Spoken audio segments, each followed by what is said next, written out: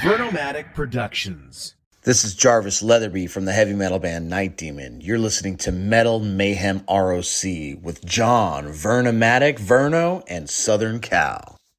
Are you ready? Live from the Metal Mayhem Studios in Rochester, New York. We are gold. And heard around the world by metalheads just like you. This is Metal Mayhem ROC. Heavy metal music. Your weekly dose of metal music, interviews, album reviews, news, and more. Want to be part of the show? Send us a message through our website, metalmayhemroc.com, or hit us up on Facebook and Twitter. Search Metal Mayhem ROC. It's getting nice and heavy. And now, welcome tonight's host, John the Vernomatic Verno. Good evening, everybody. Hope everyone's doing well as we navigate our way through our favorite month of the year, Metal March. As always, new content drops every Thursday night.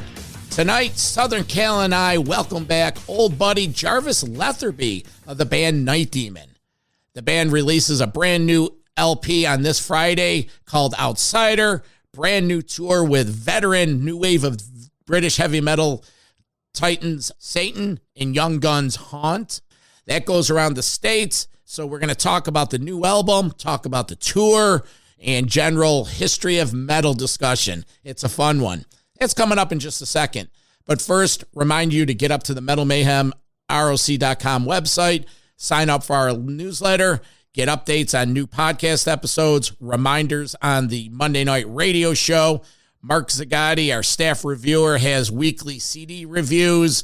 When we get on the road and see shows, we always leave reviews with audio commentary. So get up there, check it out. It's really informative.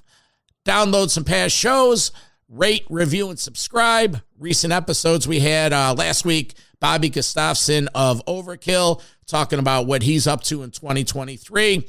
Steve Riley of Riley's LA Guns, they're releasing new material, so we went over some of the new singles. And Jesse Fink, author of the kick-ass book, Bon, The Last Highway, the story of Bon Scott's last couple years. So that's what's up on the website. Go back and check some of that out. We got Southern Cal on the line from Melbourne. Cal, what's going on, man? How are you? I'm doing good, Vern. How are you? I'm doing well, thanks. So tonight's interview is the Jarvis Leatherby of Night Demon interview.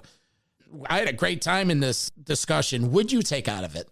A lot of information, a lot of interesting tidbits about the songs and the band relationships and the new tour coming up. Everything was great, and I'm looking forward to this. Yeah, this was fun because we spoke with Jarvis maybe 2 years ago, and at the time, you know, we were talking about, you know, the band. It was really a Cirith Ungol discussion because he's involved with Cirith Ungol, promoting them, playing with them.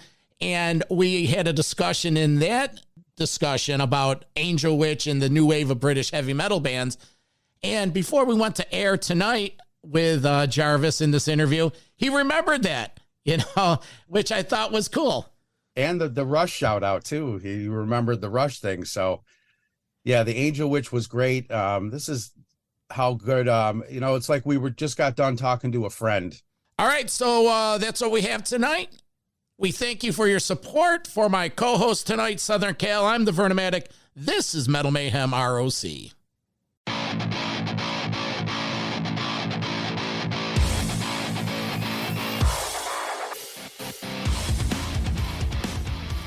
Our guest today has definitely flown the flag of traditional heavy metal for well over 2 decades. His band Night Demon, set to release their third full-length EP or LP called Outsider on March 17th. Welcome back to the show, Jarvis Leatherby of Night Demon. Jarvis, welcome back, buddy. Hey, good to see you guys. I'd like you to say hello to our co-host tonight, Southern Cal. He's down in Melbourne, Florida. Hello, Southern Cal from down under in Melbourne, Florida. Welcome back, Jarvis. Thank you for joining us today. Absolutely, my pleasure. Before we kick into the new one, and John and I have dissected it, and we have a whole bunch of notes, this past spring we had a chance to speak with an old friend of yours, Dave Overkill from Destructor, and he gave us a little insight about the Demon Night beer that's floating around Cleveland. Tell us a little bit about that. Yeah, there's a Night Demon beer. It's made by a brewery called Goldhorn. It's the Darkest Remains IPA. It's very strong. It's like over 7%. We just did 2 nights in Cleveland back in September of last year, and they sold like 7 cases of this beer at the show. They got people pretty drunk pretty early. But yeah, we've always been a fan of doing all kinds of stuff like that. We have a hot sauce as well called Heavy Metal Heat from a company out in the Bay Area called Hella Hot Sauce. We have another beer called Beer of the Demon out of Casa Agria Brewery out of Southern Cal, Oxnard, California. So we're always looking to do collabs and stuff whenever these food companies or beverage companies have a good idea and their heart is in metal. It's like, this stuff goes hand in hand, right? So we're no stranger to that. We like just making cool art for it, and it's a cool thing to have. Oh, sure. And it seems like everyone's reinventing their brand, either whiskeys or beers or Cal, what was that? You did a Metal Minute on Twisted Sister doing makeup or something? Oh, yes. It was a palette by, I believe, Smashbox. Then they've done a whole bunch of different ones, and there was actually a Def Leppard one in there too. Oh, wow. But I found that a lot of these bands, the making the money off of selling albums and your music has almost become obsolete in this business. And a lot of bands are looking at merchandise, and an offspring of that is the beer and the whiskey. Metallica, of course, has theirs. I just got my case of Rush beer a month ago. Special order, pre-order that stuff. Golden Ale. So, not that Rush needs the money, but, a lot of these bands are looking at other ways to bring in money to make a living doing this stuff, being that you're almost giving your music away now. Is the beer any good? Do you drink it, Jarvis? I do. I think that both of them are pretty good. Cool. Oh, well, let's dive into the new one, Outsider. Third full length. Do I dare say a concept album? Tell us a little bit about it, the workings behind the scene. Yeah, so, our first 2 full lengths, they both started out as concept albums. They quickly veered off the tracks, and it's just such a difficult thing to do, to make a good one, and if it's not going to be good, then we're not going to really try and give it much of an attempt. I've written a few film scripts, and that's like kind of my passion outside of music is film and writing.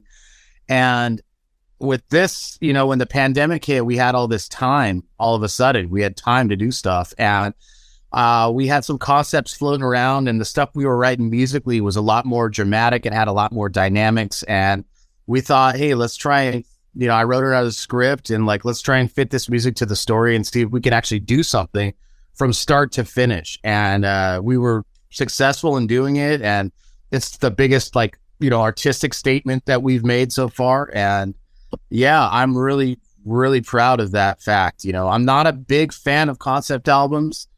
I'm a big fan of good ones, and there's not many. No, there isn't.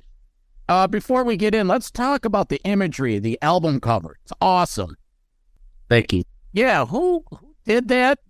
So Don Fury, who's done all of our album covers, we have that kind of cohesive thing where we have the same guy do all of the album covers. He did it, and a lot of the stories that we write about in this band, our mascots have a backstory.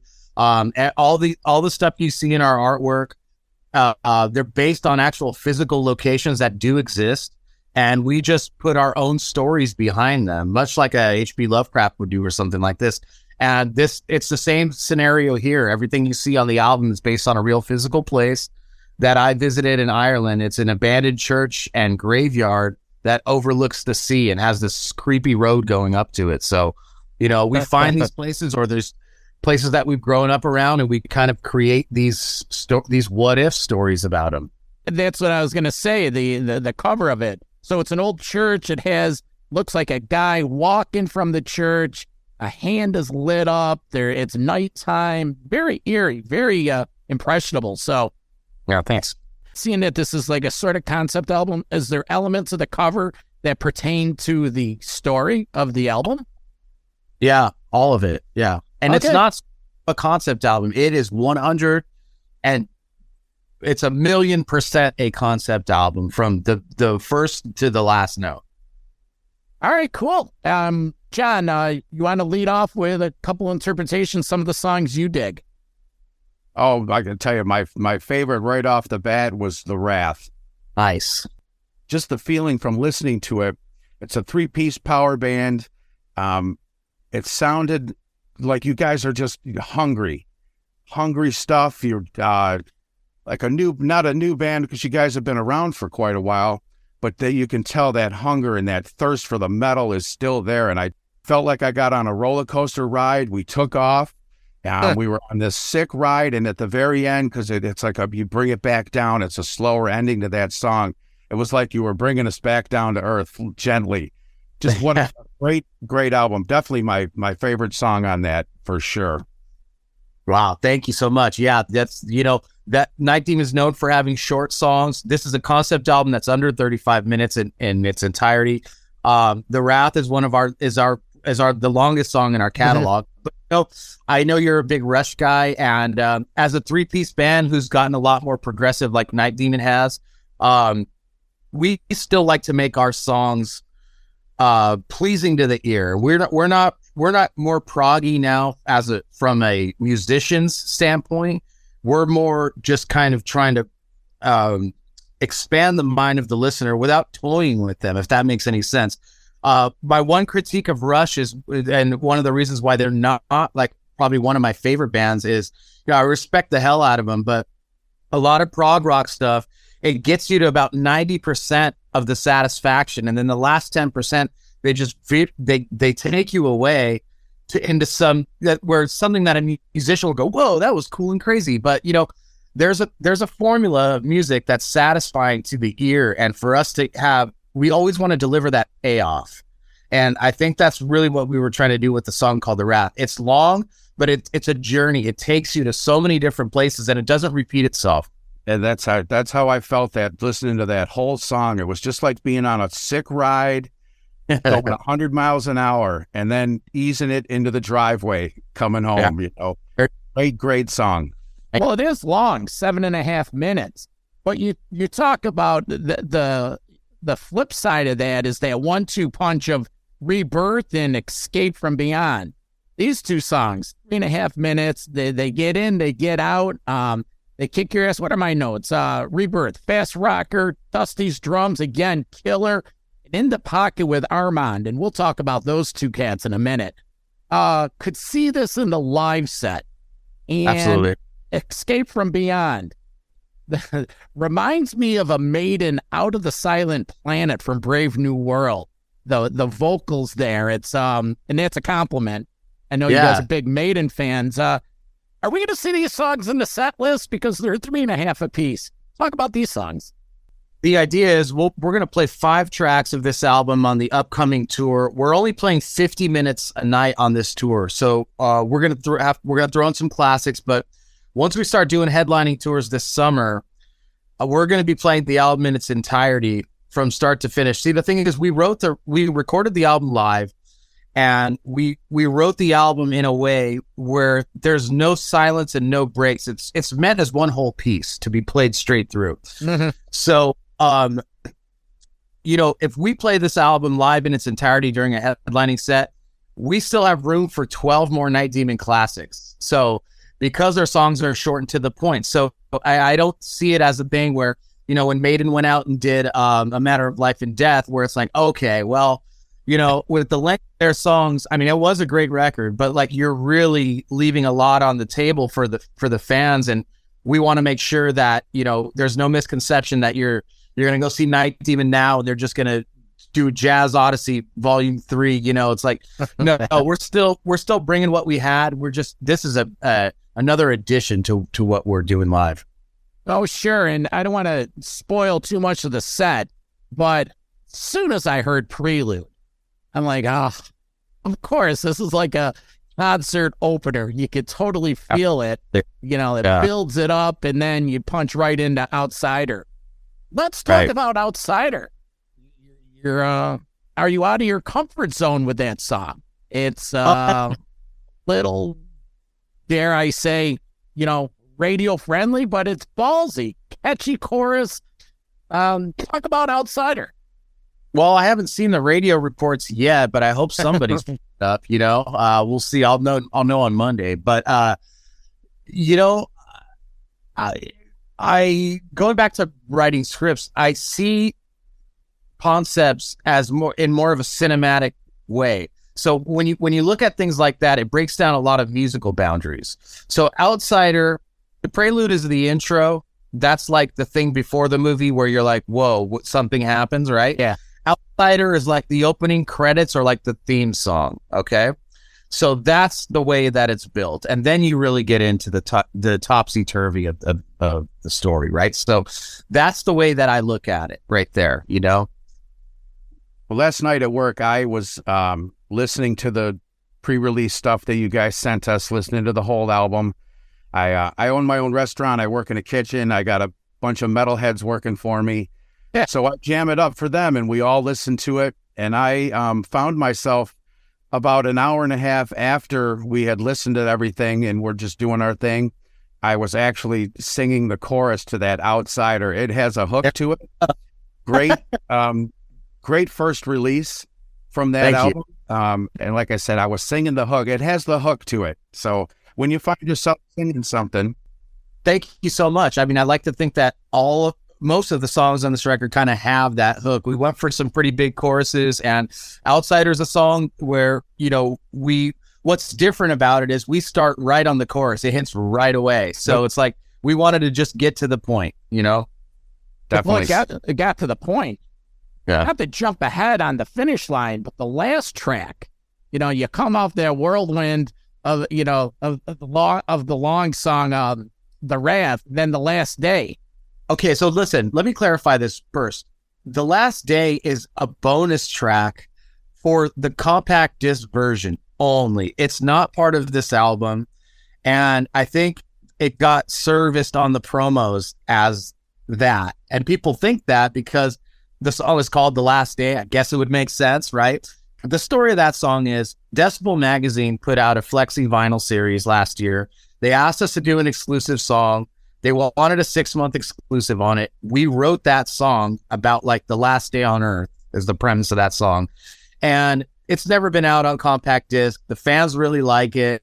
And it's basically a way for the record company to sell more of a dying format. You know, you put that bonus track on there. Okay. There you go, right? So I want to clarify that. That makes sense because honestly, I'm like, you just got done with that song. And then this one just like, it almost like starts up again. And it's like, meh, you know, the sequencing wasn't right, but it makes sense. Yeah. Some people that have heard it, some journalists that have heard it, that did think it was last track actually liked that. They liked that it went into that. But look, it's all open to interpretation, right? But that's the real story. So that's null and void to the Outsider story, that song, you know? I thought the drums on that were fucking sick. Dusty was just nailing the fills and everything in that. That was my big note on that song. Great drumming from Dusty. Is that Dusty Shoes? The one you call Dusty Shoes? Dusty Squires. Dusty Squires. I thought you had mentioned the last time we talked about someone were calling Dusty Shoes. No, I think Dave Overkill was calling him Dusty Shoes. That's right. That's right. That guy loves you, man. Dusty bottoms, dusty shoes. He's great. Talk about the new relationship with Armand. Now, in the previous albums, he really didn't write. Is this the first album that he contributed writing with? Yeah. On the singles that we put out in 2020, those were kind of the first songs that we wrote together with him. So he had 4 tracks under his belt, but you know, I mean, he's been a part of the story from the beginning. He was the engineer and producer from the first EP on. So he's he's always been part of the story in the background, and he wrote a lot. He helped write a lot of the guitar solos in the early days and some clean guitar passages. So really, he doesn't get enough credit for that. And that's not well known. So I'm glad to shine a light on that here.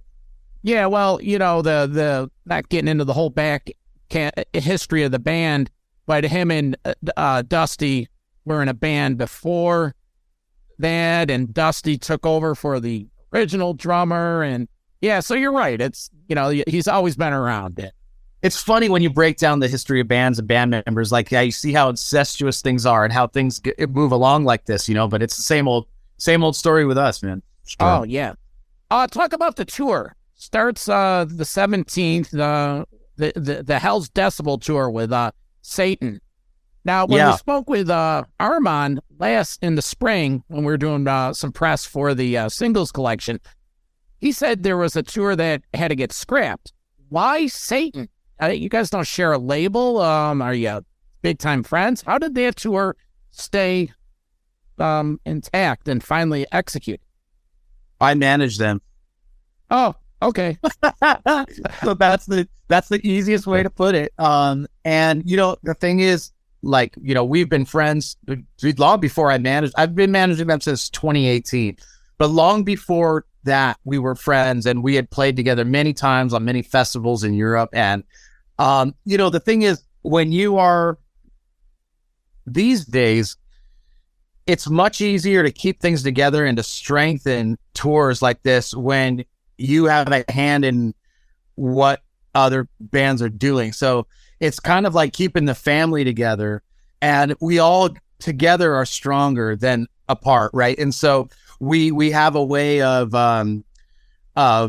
making things a lot more successful. Like when we band resources together. I mean, the road crew for Night Demon, I hire for every Satan tour when they're available, when we're not on tour. So this is great. We get to share a crew now.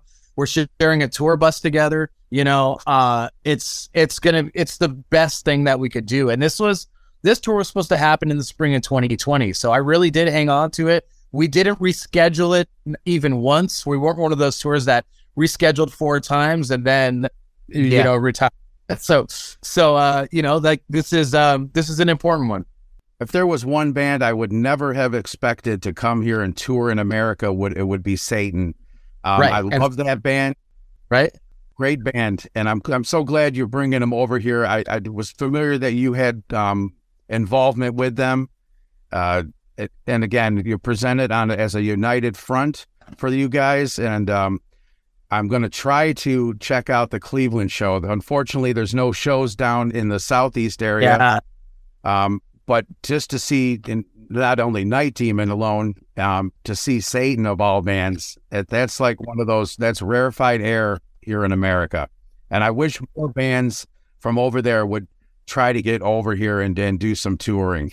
Well, it takes a commitment, and it takes, I'm not tooting my own horn, but sometimes it takes somebody like me to, like, there's a lot of work that I've put into this, right? So it takes a commitment from multiple people, and then it takes the band to commit to doing it. And the great thing about them is you have the same 5 guys from the 1983 Court in the Act era. I mean, it's incredible. I can't say that about any band from that era as even, I don't know, more than 1 or 2 members still left. Right. You've got a whole big band. And so it's if you can catch it, get it now. Yeah, definitely going to try to make the Cleveland show. Yeah, that'll be Jarvis, great. We're respectful of your time. You got a tight schedule. Yeah. Quickly just talk about the third band, Haunt, on the bill. Yeah, they're on my label. They are great. As far as the new wave of traditional heavy metal goes, they're definitely in the top 5 bands. They were putting out like 2 records a year. They've only been around since I think 2017, but they're very prolific and really, really kick-ass band. It's a very strong package. My label is Iron Grip, and I just do, just heavy metal releases that I love. A lot of reissues and stuff of classic records and like just newer bands and back catalog that bands that I manage on, just kind of keep doing my small part here, You are doing your part, but, that's awesome. So I'm going to let John take a quick walk down heavy metal memory lane with you, and then we'll let you get going. First of all, I just want to, wish you the best of luck on this tour with Satan and Haunt. Thank you again for bringing them over here. I'm going to try to catch that Cleveland show. Heavy metal needs more people like you in it, Jarvis, doing these things. You're flying that flag 24 hours a day. It's great for us fans in the industry itself. I think the last time we talked, we did talk a little bit about Angel Witch, one of my most favorite bands. Do you still managing them? Are you still involved with them? Yeah, I've never managed them, to be clear. I did re-release the first record last year, or sorry, in 2021. I'm close with the band. The bass player who is their manager, Will Palmer, is actually Night Demon's UK publicist. Yeah, right. I mean, the heavy metal world it's worldwide, but it's very tight and connected, and like we all wear a lot of hats, So there's Will Palmer is another kind of Jarvis in his own right in his world. He's got a label too, and he works for Metal Mayhem, and he's the one who got Angel Witch back together, and he plays with them on stage, and he's a great publicist. So it's like we're all kind of involved together at some point down the line. It's inevitable. The ones that stick around and the ones that are going out and blazing new trails, we all end up congregating and finding each other and finding some way to work together. And it's really great because when you grow up being inspired by something and then you can be a part of their story at some point, that's the most gratifying thing for me, So another guy too, and when I have a little segment in the show, it's called the Metal Minute. We present some news stories, and every now and then at the end of that, I like to pose the question, has anybody seen or heard anything? And we offer a reward of a Metal Mayhem ROC t-shirt to our listener, anybody with information about Zeeb Parks. Witchfinder General. Yeah, right. So I was actually approached in late 2021 with the potential opportunity to sing for the band. I did sing for Jaguar for a while, which was great. And somebody had said, hey, I know you can pull off those Witchfinder vocals. And I go, well, hold on, So I was in touch with the original guitarist, and Zeeb he is not involved at all anymore. It hasn't for a long time. He's around. Supposedly he's had some kind of criminal charges. I'm not going to say what it is, but he was kind of the first one to be canceled like 20 years ago, right? Yeah. I'll give you one piece of information that you probably don't know and not a lot of people know. For the past decade, the band, I think, rehearses weekly. Wow. But I've offered them in the last year through a mutual friend of mine, a 5-figure guarantee in the higher 5 figures too. So higher than the first level. I'm not going to say how much, to reunite and to play a show. And it's that I think they're just jamming weekly for the last decade to have fun. They don't want to play gigs. So that offer is on the table. And if you guys are listening, you know how to get a hold of me. That's interesting you say that, because this fall, Metal Mayhem ROC, we promoted and brought Raven to Rochester. Raven and Riot Act. And it was a great show. We had a couple strong locals. And when the itinerary came out, I looked at it and I was going to reach out to possibly get you to, Rochester. And there was just no wiggle room. You guys are playing every single night. Yeah. But that led me. So if you're talking about, possibly, we'd love to get you up here. We'll see what happens. I'm back. We haven't been there. We played the Bug Jar in 2016. That's the last time we were there. No, 2015.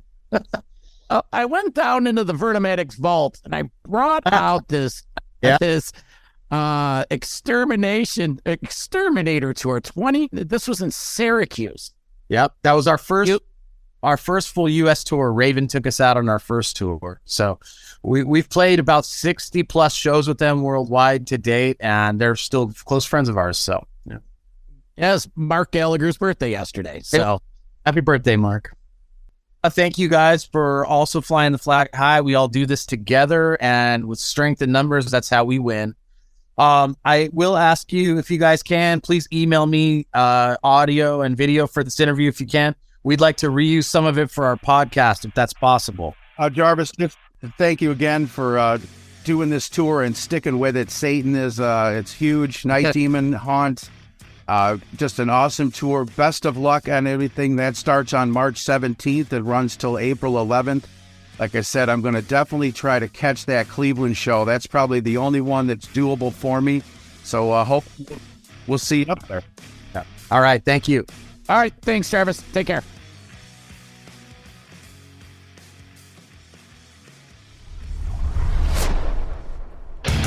Metal for life. Thank you for listening to Metal Mayhem ROC. Check out our website at metalmayhemroc.com for information on podcasts, archives, links to all our live radio shows, and all sorts of info. Please like, follow, and share with everyone, even your non-metal friends. And always remember to keep it heavy.